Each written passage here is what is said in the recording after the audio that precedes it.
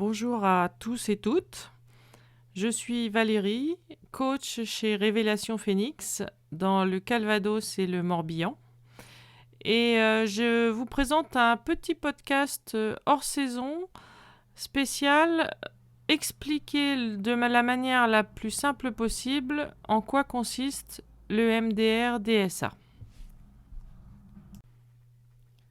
Expliquer le MDR de la façon la plus simple possible. Le MDR-DSA, comment ça marche?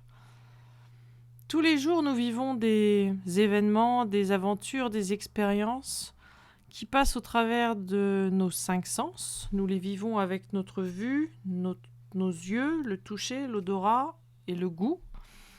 Et en fait, ces 5 sens vont nous permettre de servir de filtre quelque part pour engranger ce que nous vivons sous forme de souvenirs.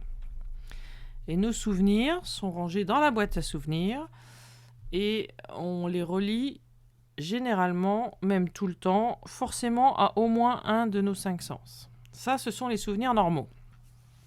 Après, nous avons les événements que nous vivons et qui vont être apparus à un moment de notre vie où nous allons être avec pas assez de ressources pour pouvoir affronter cet événement. Donc, l'événement va déclencher chez nous un stress émotionnel en surcharge qui va faire que nous n'allons pas être capables de filtrer ce que nous avons vécu et nous allons le ranger dans notre cerveau, dans ce qu'on va pouvoir appeler la poubelle à trauma. Et dans cette poubelle à trauma, on a plein de petits traumas, de plus grands traumas, suivant l'histoire qu'on a, qui s'accumulent dans cette poubelle. Souvent, ils sont reliés les uns aux autres.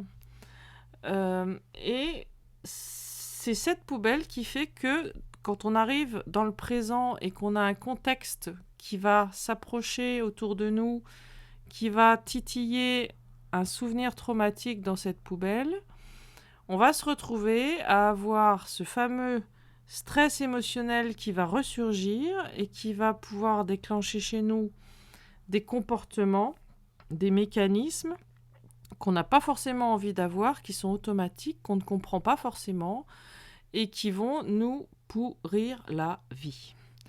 Donc on peut avoir des phobies, des crises d'angoisse, des crises de larmes, des mécanismes de défense complètement inadaptés au contexte de ce que l'on vit. Et le MDR, dans tout ça, qu'est-ce qu'il fait ?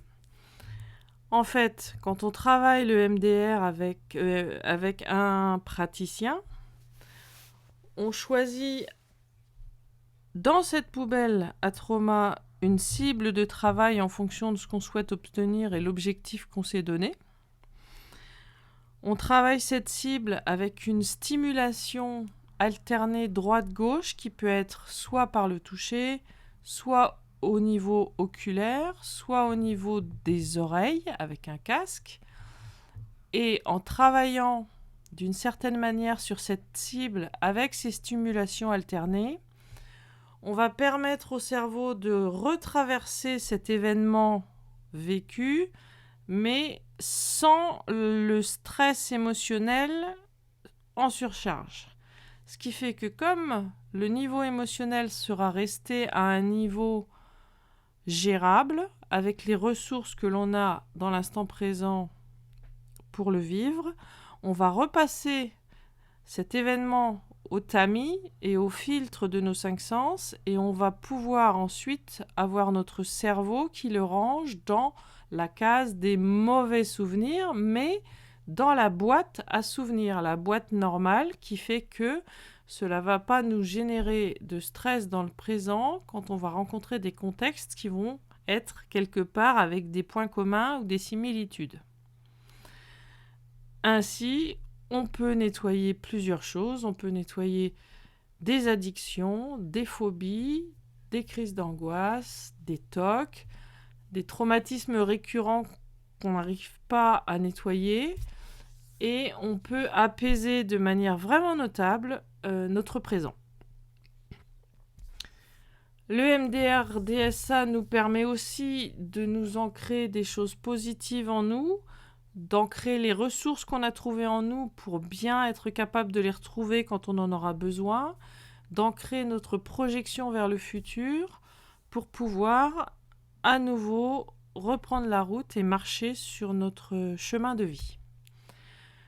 Donc voilà, donc j'espère que mon explication a été la plus simple et la plus claire possible sur ce que peut faire le MDR-DSA au niveau de la gestion de tout ce qui nous génère du stress dans l'instant présent.